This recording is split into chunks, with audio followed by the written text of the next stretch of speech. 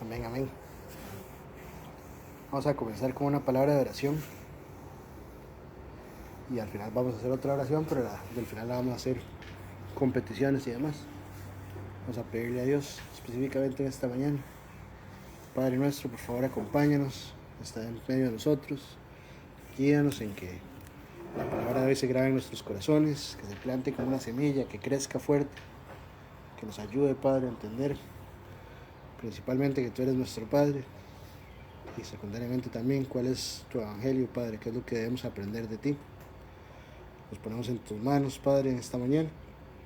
Agradecemos por las personas que están aquí, agradecemos por los que tuvieron la intención de venir y pedimos que en el futuro puedan venir aún más personas y que puedan escuchar tu palabra, Padre, que puedan congregarse, que es tan importante en estos tiempos tan inciertos, y que podamos seguir siempre buscando tu poderoso y hermoso rostro. Pedimos estas cosas en el nombre de Jesús, pidiendo también por la guerra en Irán, Israel, Estados Unidos, todos los países que están involucrados y los que aparentemente se van a involucrar muy pronto, Padre. Guía a sus líderes para que tomen las decisiones correctas y principalmente ayuda a los que son afectados por esta guerra, Padre, tanto en el área sentimental como en las pérdidas materiales, pérdidas de vida, pero principalmente y por encima de todo, Padre, ayúdalos por favor a encontrar tu nombre antes del día que se llegue lo inevitable. Todo esto lo pedimos en el nombre poderoso de Jesús. Amén y amén. Bueno, a mí me gustaría pedir, ustedes han visto que yo siempre ando este aparatillo para arriba y para abajo. Yo siempre le digo a mi esposa, este es mi esclavo, no yo soy el esclavo de él, es al revés, ¿verdad? Mucha gente hoy en día es esclava de los teléfonos, pero como este es mi esclavo, yo lo uso para que me recuerde ciertos puntos, para seguir un orden y demás, porque mi memoria, aunque es buena, no es la mejor, entonces me gusta tener esa guía. Hoy, como nos estamos congregando por primera vez, dice la Biblia que cuando las personas se congregan es bueno que lo hagan en un solo sentir, con un solo pensar, un solo corazón. Me gustaría que tengamos esto en mente. Abba Pater. Abba Pater significa Dios es Padre. Y nosotros vamos a comenzar con un libro que es bastante inusual comenzar. Vamos a hablar de Apocalipsis 14, 6, 7. Cuando la gente escucha Apocalipsis, inmediatamente piensa fin del mundo. Sin embargo, ahí hay muchas enseñanzas para todos los tiempos, no solo para el final. Apocalipsis significa revelación. Es algo así como que usted tiene detrás de una cortina algo y usted está corriendo la cortina para que las personas puedan ver qué es lo que está detrás de la cortina. Y en este caso se llama Apocalipsis, es la revelación de Jesús para nuestros días. En Apocalipsis 14, del 6 al 7, dice esto. Voy a darles un chancito para los que lo están buscando y me dicen amén nada más para comenzar. Entonces, recordando, esto es revelación de Jesús para nosotros. Si no tienen Biblia, o si no lo pueden leer por alguna razón, no importa, yo se los leo. Apocalipsis 14, del 6 al 7. Si no lo tienen a la mano, no importa, cuando lo tengan, nada más me dicen amén y comenzamos. Mientras tanto, les doy un poquitito de trasfondo. En este capítulo de Apocalipsis está pasando que ya están un montón de las señales de los últimos tiempos revelándose. Están los ángeles y demás haciendo sus cosas, están pasando un montón de señales de los últimos tiempos.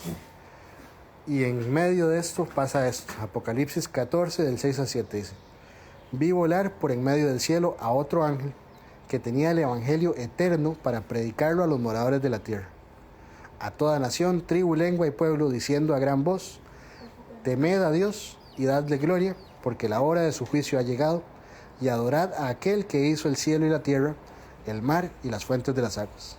Entonces, ¿qué es lo que acaba de pasar? Un ángel pasó en medio de los cielos, lo están viendo en todas las naciones, entonces es algo que va a pasar muy probablemente durante un tiempo. Van a ver ese ángel pasar y pasar y pasar, y mientras tanto lo que él va a estar diciendo a todas las tribus, naciones y a todas las lenguas, o sea, a todos los idiomas y a todos los pueblos, con una gran voz, o sea, todos lo van a escuchar: temed a Dios y dadle gracias, o gloria mejor dicho, porque la hora de su juicio ha llegado, y adorad a aquel que hizo el cielo y la tierra, el mar y las fuentes de las aguas. Ahora, no es solo temor, porque lo primero con lo que comienza es temer a Dios. Sabemos que el temor a Dios es saludable. Yo me imagino algo como esto: si usted le tiene temor a un león, por ejemplo, porque usted sabe lo que el león es capaz de hacerle a usted, Inclusive a veces hasta un chihuahua lo hace a uno, ¿verdad?, brincar para atrás porque le causa temor. ¿Cuánto más temor le vamos a tener al Dios que es capaz de crear cielos y la tierra sin mover un solo dedo, con solo hablar? Es un temor respetuoso. Nosotros sabemos que estamos ante una fuerza muy, muy superior. De hecho, en Proverbios 1, desde el puro principio, desde los Proverbios, ya se nos está diciendo que el principio de toda sabiduría es el temor de Dios. Si nosotros queremos ser sabios, tenemos que saber que Dios es lo primero que está en nuestras vidas, que nuestro respeto hacia Dios es absoluto y basando en eso nos movemos. Pero no es solo temor, de hecho también se nos dice aquí que nuestro Dios es único y todopoderoso, pero también se nos dice que es creador de todo y se nos recuerda. ¿Por qué se nos recuerda esto? Porque el que crea las cosas es el Padre de todo. Nuestro Dios es nuestro Padre. Amén. Hace un fin de semana, de hecho, estábamos celebrando lo que es el Día del Padre. Dentro de casi nada vamos a estar celebrando el Día de la Madre. Y son pocos los que ocupamos verdaderamente un día para saber lo valiosos que son los papás y las mamás. De hecho, ahorita, antes de comenzar, estábamos hablando de la muerte de mi mamá. Mi mamá murió hace ya varios años. Y yo sé que, como ustedes saben, cuando una persona se va, uno nunca llega a acostumbrarse, nunca llega a nada más olvidarlo, siempre está presente, tarda uno en tener una actividad, una dificultad o algo, y uno dice, esto era algo que yo hubiera conversado con mi mamá, ¿verdad? Entonces sabemos que no ocupamos un día específico para saber lo valiosos que son el papá y la mamá. También tenemos que saber que uno nunca llega a sobreponerse a la pérdida de un familiar. Ya pasaron muchos años. Yo de hecho le preguntaba a mi suegra, y le dije, ya pasaron muchísimos años más que los de la pérdida de mi mamá, ¿usted todavía la extraña? Y ella me dijo, por supuesto, todos los días. Y todos los días hasta todavía le dan ganas de llorar a uno y todo. ¿Por qué? Porque son personas que uno llega a amar tantísimo por el contacto que uno tiene con ellos, que definitivamente le hacen falta en la vida. Mi papá todavía lo tengo aquí en la tierra. Y todavía tengo muchas oportunidades para celebrarlo y así lo hago. Y hay que aprender que no es solo un día, ¿verdad? Pero seamos conscientes que no es solo el sufrir pérdidas, sino que todos los que estamos aquí sentados sabemos que existe un lazo valioso entre un padre, madre y sus hijos. Ahora, más allá del dolor de la ausencia, también hay otra cosa que podemos hacer para centrarnos en esto. Nosotros que somos padres, los que somos padres que estamos acá, sabemos que cuando nace un hijo de nosotros, también disfrutamos un montón de esos hijos, de esos nietos, que en ese caso, ¿verdad? También son una relación que a uno lo inspira y que hay un amor que usted trasciende cualquier barrera. Usted no piensa, ay, este es más bonito que aquel, y por eso lo quiero más. No simplemente los ama. Con todos sus defectos, sus virtudes, uno los ama. Y eso sí, no es solo por el dolor de la pérdida, ¿verdad? Yo tengo ya 3 bendiciones vivas, una en el cielo que no nació, lastimosamente, se nos fue antes de nacer. Pero ahorita estamos viviendo con Eva, que es la menor, 5 añitos. Estamos viviendo de nuevo un montón de las bendiciones que ya vimos con los grandes y otro montón de bendiciones nuevas y retos también, porque traen un montón de retos, ¿verdad? Vieras que hace ya bastantes años, cuando apenas estábamos comenzando en el cristianismo, a mí me ministró un pastor. Yo lo quiero muchísimo, ese pastor es genial. Se llama Andrés Barrantes, Barra, le decimos de cariño. Y yo llegué a la iglesia, todavía no estaba enteramente convencido de mi llamado, pero yo le había dicho a mi esposa cuál era mi plan, lo que yo pensaba humanamente que yo tenía que hacer como hombre, que yo sentía que Dios me estaba diciendo, yo quiero que usted pastoree, yo quiero que usted guíe a las personas, que les enseñe a las personas. Pero yo decía, ¿será que eso es mi llamado? ¿O será que yo me lo estoy imaginando? ¿O será que como ya estoy comenzando en el cristianismo, ¿verdad?, a meterme muy de lleno, que entonces siento como ese impulso? ¿Qué será? ¿Será verdaderamente Dios o seré yo? Y el pastor me comenzó a ministrar y me dijo, vea, así dice Jehová. Me dijo, ya has aprendido muchísimo de mí, tienes mucho conocimiento, sabes que ha buscado sabiduría, ha buscado leer mucho acerca de mí, ha buscado aprender por muchos métodos de mí, y usted ya conoce que yo soy un Dios todopoderoso y que soy un Dios que soy omnipresente, omnipotente y capaz de todo lo que yo quiera. Pero hay una cosa que usted todavía no ha hecho, y esa cosa que todavía usted no ha hecho es buscarme a mí como su papito, como un papá nada más. Entonces yo a Dios comencé a buscarlo por lógica, y Él me dijo, yo quiero que ahora usted entienda, más allá de la lógica, lo que es el amor de un papá hacia su hijo. Y este es un amor que no se vacía con nada, que es completo y absoluto en todo momento, misericordioso. Y eso era lo que Él quería que yo aprendiera en ese momento. Aparte de eso, también me profetizó y me dijo, en ese momento ese pastor que le estaba ministrando, Dios, la respuesta que le tiene a usted a esa pregunta que usted se estaba haciendo es sí, continúe, hágalo. Y entonces, ¿qué mejor forma de que Dios me contestara la pregunta que es? De una vez me dijo así al punto. Y me comenzó a hablar de otras cosas de parte de mi plan que yo nunca le había contado a nadie excepto a él. Entonces yo sabía que él no sabía esto. No era que él a alguien le filtró la información. Sí se la filtró Dios, pero no fue Nelly que se lo dijo, no fui yo que se lo dije. No era él tratando nada más de decirme palabras reconfortantes como pastor, era que Dios le estaba diciendo algo que nadie sabía. Y me dijo todo lo que era mi plan. Y eventualmente yo como pastor me gustaría montar un albergue para personas y que se les ministre la palabra, especialmente a personas muy mayores que ya no tienen cómo trabajar y demás, y que durante ese tiempo tengan la posibilidad de estar albergados, que no estén abandonados por la sociedad y que reciban palabra de Dios. Entonces todo eso era parte de mi plan y él me dijo, dele adelante, y ahí vamos, pasito a pasito, comenzando por pastorear, y que es lo que yo quiero hacer, ¿verdad? Y me lo afirmó, y todo se ha ido cumpliendo como él dijo. Primero, llegué a conocer que Dios verdaderamente es Dios todopoderoso, es omnipresente, es omnipotente, es un Dios que tiene todo ese poder, y yo le tengo el temor de Dios. Pero además de eso, aprendí a amarlo como mi papito, como un padre que está ahí para mí, que yo puedo llegar y tocarle el hombro y decirle, papá, me siento triste, me siento solo, me siento abandonado por usted a veces. Inclusive todos tenemos eso. De hecho hay salmos enteros que dicen, Dios, ¿por qué me has abandonado? Así se puede llegar a sentir uno, pero tenemos la capacidad de ir a Él como nuestro papá. Vean ustedes que Él conoce nuestro dolor y nos acompaña durante cada momento difícil. De hecho en Hebreos 13:15 dice, porque Él dijo, no te desampararé ni te dejaré, nunca. Él también se goza en darnos regalos buenos, y también se goza cuando nosotros tenemos triunfos aquí en la tierra. Mateo 7:11 dice, cuánto más vuestro Padre que está en los cielos dará buenas cosas a los que le pidan. ¿Cierto? Él es nuestro papito y nos ama antes siquiera de que nosotros pudiéramos corresponder el amor, porque de hecho se nos dice en 1 Juan 4:19, nosotros le amamos a Él porque Él nos amó primero. Él fue el que nos dio todo su amor. Simple hecho de darnos la vida, simple hecho de poder respirar, que la tierra esté hecha para que nosotros podamos vivir en ella.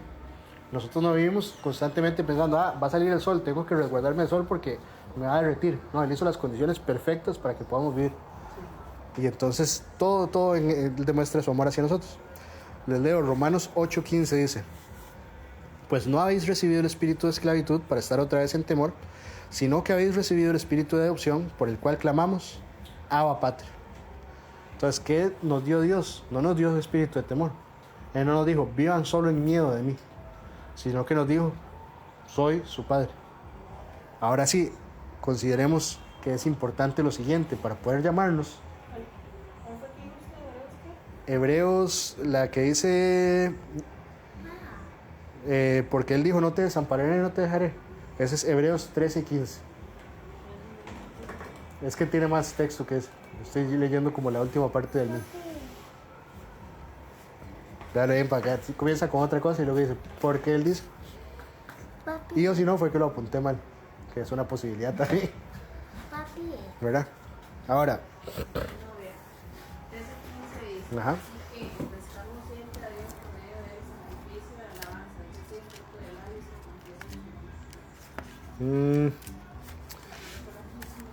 Lo apunté mal, entonces después les paso la cita correcta porque necesito buscarlo a ver exactamente, pero sí está en Hebreos. Puede ser 3:15. No, tampoco, ya lo veo. Ok, no, voy a buscarlo a ese, después les paso la nota correcta. Ahora sí, consideremos eso sí. Dios nos dio el espíritu de adopción. ¿Qué significa? Nosotros somos hijos adoptivos de Dios. Pero para que Él nos llame hijos adoptivos tiene que pasar una cosa. Y eso dice en Juan 1:12. Dice, mas a todos los que le recibieron, a los que crean en su nombre, les dio potestad de ser hechos hijos de Dios. Entonces, sí, como en creación de Dios, todos somos hijos de Él en una forma.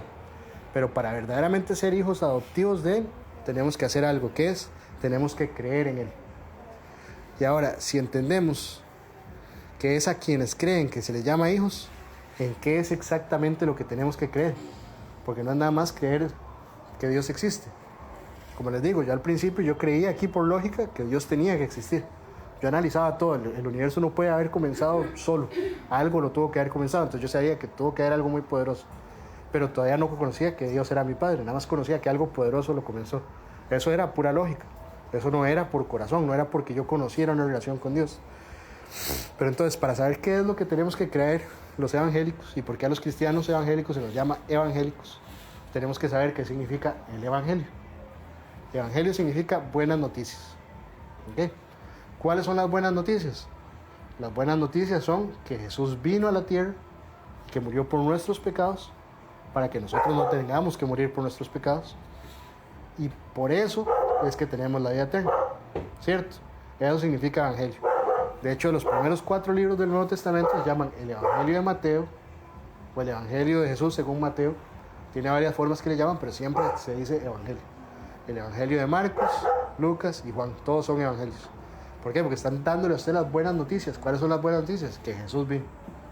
Estos libros, en la historia la gente dice, ¿estos qué? ¿Cómo los catalogamos? No son poesía, no son profecía, son historia. Pero la forma en la que ellos dan la historia es una forma muy similar a cómo se darían las noticias en ese tiempo. Entonces, por eso son evangelios, son buenas noticias, no malas. Ahora, ¿qué es específicamente el evangelio? Pablo viene y escribió esto, 1 Corintios 15, y este sí lo vamos a leer casi que entero, del 1 hasta el 22. Entonces, si quieren abrir la Biblia, la abrimos ahí primeramente. 1 Corintios 15. Sí, 1 Corintios. Está Mateo, Marcos, Lucas, Juan, Hechos, Romanos, y 1 y 2 Corintios siguen ahí. Entonces, 1 Corintios 15. Cuando llegan ahí, eso está 15, y vamos a comenzar desde el principio. Desde el 1 vamos a leer hasta el 22. Cuando lo tenga Cari me dice amén. Está Mateo, Marcos, Lucas, Juan, Hechos, Romanos, 1 Corintios. Y luego el 15. Ajá. Capítulo 15. Y en el 15 vamos a leer del 1 al 22. Sé que es enredado porque entonces, 1 Corintios, ¿por qué? Porque son 2 cartas a los Corintios. Entonces, la primera carta de los Corintios se llama 1 Corintios. Luego ahí en el número del capítulo es el capítulo número 15 y ya ahí comienzan los versículos a contar. Ok, interesante acerca de la Biblia. La Biblia no tenía capítulos ni versículos al principio. Eso se le agregó después, precisamente para que usted no se pierda cuando estamos haciendo esta clase de reuniones, porque si no cuesta muchísimo encontrar la parte exacta de la que estamos leyendo. Pero no tenía, estos eran libros, nada más. Agarraba 1 Corintios y era el libro entero sin ningún numerito, era así nada. ¿Okay? Entonces estamos en el 15, dice: además os declaro, hermanos, el evangelio, el cual os he predicado, el cual también recibisteis, por el cual también perseveráis, por el cual asimismo, si retenéis la palabra que os he predicado, sois salvos, si no creísteis en vano, porque primeramente os he enseñado lo que asimismo recibí, que Cristo murió por nuestros pecados conforme a las Escrituras, y que fue sepultado, y que resucitó al tercer día conforme a las Escrituras. Ahora, hasta ahí vamos viendo lo siguiente. Yo sé que Pablo habla a veces enredado. De hecho, Pedro en una de las cartas escribió: Pablo es muy inteligente, pero a veces escribe muy complicado. Él mismo lo dijo, otro de los apóstoles. Hágale nomás. Entonces dice esto: es el evangelio que ya antes les ha predicado Pablo. Estas personas, cuando él se las predicó, lo recibieron el evangelio. Entonces lo aceptaron. Y luego les dice que en ese evangelio que ellos ya aceptaron, van perseverando todos los días. Eso significa que usted, una vez que recibe el evangelio, no es que lo recibió y se acabó y ya usted lo recibió una vez y dejó de eso, sino que usted constantemente tiene que perseverar en él, seguir creciendo en él. Y dice también que por él mismo, si retienen esa palabra, no la desechan después de que la recibieron, porque de hecho Jesús habla de ciertas personas que reciben el evangelio al principio, pero luego lo botan y no lo siguen practicando. Si ustedes lo retienen, son salvos. Entonces eso es lo que se requiere para ser salvos, creer ese evangelio. Y si no creyeron en vano, porque también muchas personas lo reciben y ¿qué hacen? Sí, yo creo, pero no creen verdaderamente, ¿cierto? Y usted los verá en la forma de cómo ellos viven y demás. No creyeron nunca ni van recibiendo. ¿Y qué fue lo que les enseñó? Primero, que Jesús vino y murió, pero no nada más murió, todo el mundo muere, eso no tiene nada de espectacular. Él murió por nuestros pecados. Según la carta de Romanos dice que el pago por los pecados es la muerte. Lo que nos tocaba pagar absolutamente a todos nosotros como seres humanos era la muerte. Pero la gente piensa, pero sí, todo el mundo se muere igual, aunque crea en Jesús, ¿cierto?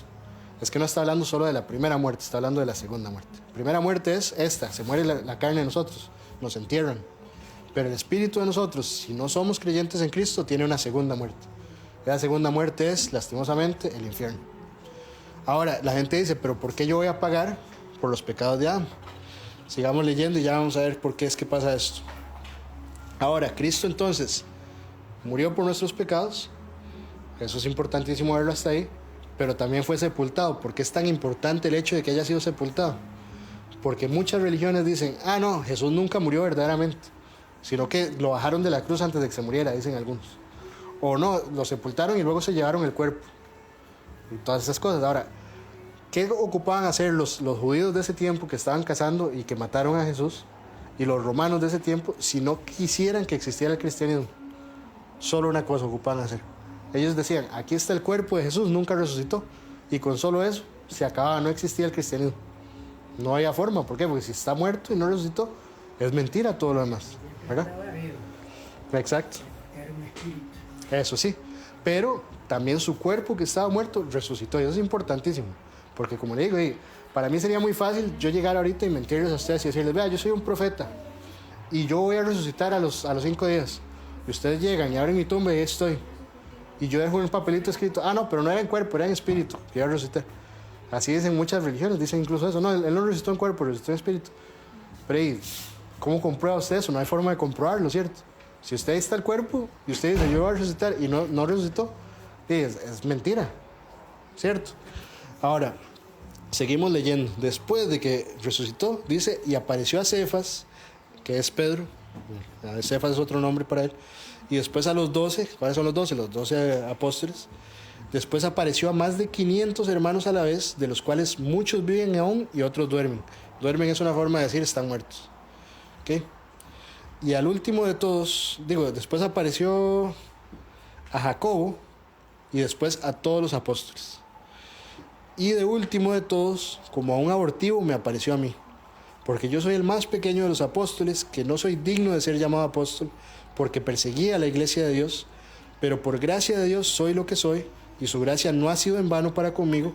Antes he trabajado más que todos ellos, pero no yo, sino la gracia de Dios conmigo. Ahora, hasta el momento vimos que se le ha aparecido a un montón de gente.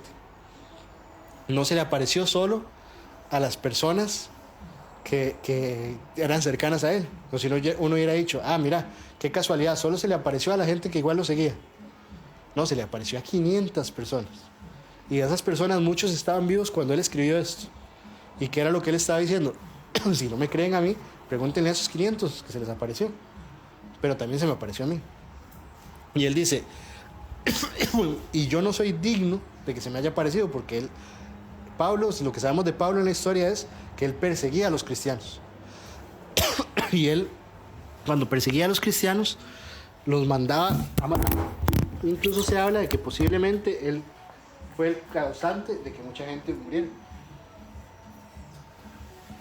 ¿Por qué los judíos les tocaba eso? Ellos decían, este Jesús está alterando el judaísmo, tenemos que matar a todos los seguidores porque está diciendo cosas que no son ciertas. Perdón. Ahora, se le apareció a él incluso siendo un perseguidor de cristianos. Y una vez que se le apareció, lo guió a él a convertirse en un cristiano. Y dice lo siguiente también. Porque o sea yo, o sean ellos, así predicamos y así habéis creído. Él comenzó a hacer cosas, Pablo, que si ya los apóstoles habían hecho cosas grandes por la iglesia, Pablo hizo más que ellos. Vea usted, tanto así que la Biblia que tenemos hasta el día de hoy, el Nuevo Testamento, son 27 libros. Y de esos 27, la gran mayoría los escribió Pablo. De todo lo que tenemos de la Biblia hasta hoy. Era muy inteligente, pero también era muy complicado para algunas personas. Y ya usted que la Biblia no solo era la parte complicada, también había una parte sencilla y todo eso, ¿ok? Dice, pero si se predica de Cristo que resucitó de los muertos, ¿cómo dicen algunos de vosotros que no hay resurrección de muertos? Entonces, si Él resucitó, ¿cómo ustedes van a decir que no están resucitando a la gente? En este momento en la iglesia la gente se estaba metiendo, gente externa, que tenía otras creencias religiosas y decían, yo también soy cristiano. Pero esa parte que dicen que Jesús resucitó, eso no puede ser cierto. Y hasta el día de hoy usted verá gente en iglesias que dice que todo lo que se dice en la Biblia es pura alegoría y pura símbolo y que no todo es verdad. Pero si Jesús no resucitó de los muertos, dígame. ¿Qué significa esto? Esto, en el 8, que dice como un abortivo. Él hace alusión, y esto suena muy concho, pero básicamente un bebé que era abortivo es como un bebé débil, ¿okay? Para esos tiempos en la Biblia. Entonces, si esa persona ni siquiera nació, no tenía ni siquiera merecida la vida. Entonces está diciendo, yo soy como un abortivo, yo ni siquiera merezco la vida y se me apareció a mí. ¿Okay? Ahí se está usando palabras muy coloridas para decir, yo no me merecía en lo absoluto que lo hiciera y aún así lo hizo. ¿Okay? Ahora, dice el 13, porque si no hay resurrección de muertos, tampoco Cristo resucitó. Y si Cristo no resucitó, vana es entonces nuestra predicación, vana es también nuestra fe. Y somos hallados falsos testigos de Dios, porque hemos testificado de Dios que Él resucitó a Cristo, al cual no resucitó, si es en verdad que los muertos no resucitan. Entonces está dándole muchas vueltas a lo mismo, diciéndole de diferentes formas, pero básicamente está llegando a esto. Si Jesús no resucitó y nosotros andamos diciendo que Jesús resucitó, nuestra palabra no vale nada, porque estamos mintiendo. Si nosotros decimos que Dios resucitó a Cristo, estamos, aparte de siendo mentirosos, estamos blasfemando y diciendo que Dios hizo algo que no hizo. Pero sabemos que sí resucitó, entonces hasta el momento eso es lo que está diciendo. Luego dice, en el 18, entonces también los que durmieron en Cristo perecieron. Si en esta vida solamente esperamos en Cristo, somos los más dignos de conmiseración de todos los hombres. Palabrilla dominical, conmiseración. Conmiseración es vergüenza, pena, que la gente sienta pena por uno, lástima. Si nosotros creemos que Jesús resucitó y no resucitó, le damos pena al mundo. Porque entonces dicen, ese montón de cristianos, miles de cristianos que creen en Jesús, y ahí está el cuerpo. Imagínese usted cómo nuestras creencias no tendrían base, nada de lo que creemos, todo sería falso. Pero como les digo de nuevo, nunca pudieron encontrar el cuerpo de Cristo, ni nunca lo van a poder encontrar, porque Él está vivo y resucitó en su cuerpo. ¿Ok? Dice el 20, mas ahora Cristo ha resucitado de los muertos, primicias de los que durmieron es hecho, porque por cuanto la muerte entró por un hombre, también por un hombre la resurrección de los muertos. Y esto está, yo sé que está enredadillo, entonces vamos a entrarle en este detalle. Dice que Él es primicia de los que durmiendo están. ¿Por qué? Porque entonces Cristo resucitó de primero, pero Él nos hizo una promesa que sale más adelante en la Biblia. Él dice que todos los que creemos en Él vamos a tener vida eterna. Y la gente dice, eso es como creían los griegos o como creen los budistas. Usted cuando se muere su espíritu va a vivir eternamente. Pero esa no es la promesa entera de Cristo. Sí, nuestro espíritu vive eternamente, pero Él también promete que este cuerpo, Él lo va a crear nuevo, mejor, sin sufrimiento, sin dolor, y que en ese cuerpo vamos a vivir por el resto de nuestros días. Entonces la gente que está durmiendo, que son los que están muertos en este momento, ellos también van a despertarse como Jesús, y eso va a ser un espectáculo. Yo me imagino el día que venga y nos lleven el rapto, porque ustedes van a ver las tumbas abrirse y que comiencen a salir un montón de muertos hacia el cielo. Va a ser algo impresionantísimo. ¿Ok? ¿Qué más? Van a estar inicialmente no glorificados y luego a todos les da cuerpo glorificado al mismo tiempo. Entonces sí vamos a ver algo muy similar a zombies nosotros, como esas películas. Pues gente que está medio descompuesta, gente que está medio tac, pero el puff los regenera. Ahora, claro ejemplo de esto vemos en cómo Él, cuando Él resucitó, todavía tenía marcas y la gente podía reconocer que era Jesús, pero le costaba inclusive reconocerlo por esto. Recordemos que cuando a Jesús lo crucificaron, no solo lo crucificaron, sino que también lo vapulearon de una forma impresionante antes de crucificarlo, ¿verdad? Él agarró y le pegaron los latigazos en la espalda. Y ustedes no sé si han visto la película La Pasión de Cristo, es la más correcta en cuanto a cómo pasó eso. No hay ninguna película que lo enseñe más directo como verdaderamente pasó. Y tiene que ser así, porque ustedes se imaginan, si le pegaron los latigazos es como si le pegaran unos fazos, no, él le arrancaban la piel. Y los látigos que usaban eran unos látigos que tenían espigas al final, que donde se pegaban, los jalaban y arrancaban la piel y el hueso y todo lo que jalaron lo arrancaban. Él cuando iba cargando esa cruz, él no iba completo, él iba destrozado ya. Ahora, no solo eso, iba caminando con la cruz y le hicieron algo que no le hacían ni siquiera a los otros que estaban pasando la vergüenza de morir en cruz. Le agarraban la barba y se la arrancaban a puños. Le pegaban puñetazo limpio así, en la cara, en la cabeza, en el cuerpo. Y lo escupían y lo maldecían. Imagínese usted la fuerza de carácter que tuvo que tener él para ser todopoderoso y no volverse y hacer así que desaparecieran esas personas, ¿cierto?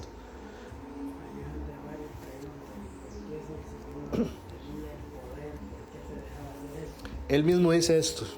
Él dice, me van a matar no porque ellos tengan el poder para hacerlo, sino porque yo permito que lo hagan.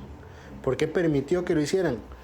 Porque lo que hemos hablado hasta el momento es que Él murió por nuestros pecados. Pero entonces, si Él ocupaba morir por nuestros pecados, Él tenía que ser una persona que no tuviera pecados, o si no estaría muriendo por sus pecados, no por los de nosotros. Entonces, Él era una persona que no tenía pecados, por eso podía morir por los pecados de todos los demás. Eso es lo primero. Ahora, cuando Él llega y va a morir, tenía que morir, el pago tenía que ser hecho. Eso es algo así como que usted en la corte le dicen, vea, la pena por cualquier crimen que usted cometa es la muerte. Digamos que no existe la cárcel, no existe multas, no, la única pena es la muerte. Pero usted está en ese juicio y usted dice, vea, yo he sido una buena persona toda mi vida. Yo he ayudado a los pobres, le he dado de comer a la gente que tiene hambre. Sí, pero es que eso no quita que usted haya hecho la pena. A usted no lo estamos jugando por las partes buenas, lo estamos jugando por el pecado que cometió. Y ese pecado es la muerte, punto. Pero en ese momento que ya lo van a mandar a usted a matar, aparece alguien que dice, yo no tengo ninguna pena, no he cometido ningún crimen, voy a tomar el lugar de él. Eso es lo que hizo Jesús. Y por eso es que Él tuvo que morir y por eso es que Él permitió que pasaran estas cosas. Ahora, dice el 22, porque así como en Adán todos mueren, también en Cristo todos serán vivificados. 23, pero cada uno en su debido orden, Cristo las primicias, luego los que son de Cristo en su venida. Y voy a cerrar ahí porque ya el resto es complicado y es para otro tema que es el rapto, pero vamos a entender esto. Ahí dice que primero todos mueren por culpa de Adán. Eva, siéntese bien. Todos mueren por culpa de Adán. ¿Qué significa eso? No significa que nosotros, como enseñan algunas denominaciones, estamos pagando porque Adán se haya comido la manzana con Eva. Eso no es lo que estamos pagando. Primero que nada, no era una manzana, era un fruto, pero por aquello, ¿verdad? Nosotros no estamos pagando porque Adán haya hecho eso. Lo que pasó cuando Adán cometió ese pecado de comer la fruta fue que por causa de eso entró el pecado al mundo. Y a partir de ahí, todos los humanos estamos en algo que se llama una situación de caída de la humanidad. Y todos los humanos cometemos pecados.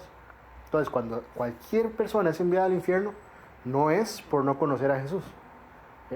Es enviada al infierno por sus pecados. Tampoco es por los pecados de Adán. No es por los pecados de nuestros abuelos, de nuestros tíos, de nuestros bisabuelos, de nuestros padres. No, es por los pecados propios. Por eso es que la gente va al infierno. Pero ¿qué es lo que pasa nuevamente? Y por eso es que estábamos hablando de que, gracias a Dios, somos sus hijos adoptivos. Él tomó nuestro lugar y murió por nosotros, siendo el único que puede hacerlo, porque era el único que no tenía pecado propio. Amén. Así que con eso en mente, vamos a decir, Abba Pater, gracias a Dios por ser nuestro Padre. Amén. Bueno, esa es la palabra de hoy. No sé si tienen preguntas sobre lo mismo que acabamos de leer o sobre algún otro tema, pueden hacerlas, no hay ningún problema. Y si no, para la próxima que nos reunamos, si tienen preguntas, las traen escritas, las traen ahí un memo, lo que sea, y ustedes me dicen, toda esta pregunta la hacemos. ¿Okay? Cerramos con oración.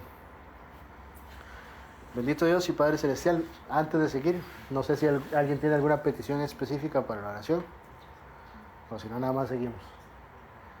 Bueno, seguimos. Padre Celestial, agradecemos este día que nos permitiste reunirnos, agradecemos nuevamente por los que pudieron estar aquí, agradecemos por todos los que nos escuchan después en este audio que vamos a grabar. Te pedimos, Padre, que esta palabra sea grata a tus oídos, que el Espíritu Santo sea capaz de encontrar cualquier cosa que yo como humano haya malinterpretado, o por ejemplo como el versículo que no escribí bien, Dios, que me ayudes a corregirlo y a que las personas escuchen lo que es tu palabra y tu intención. Te pedimos, Padre, por las personas que están sufriendo en todos tipos, desde las guerras que están sucediendo hasta las personas que pasan hambre, por las personas que tienen depresiones, que tienen tristezas, pérdidas de seres amados, pérdidas materiales que a veces son tan impactantes y demás.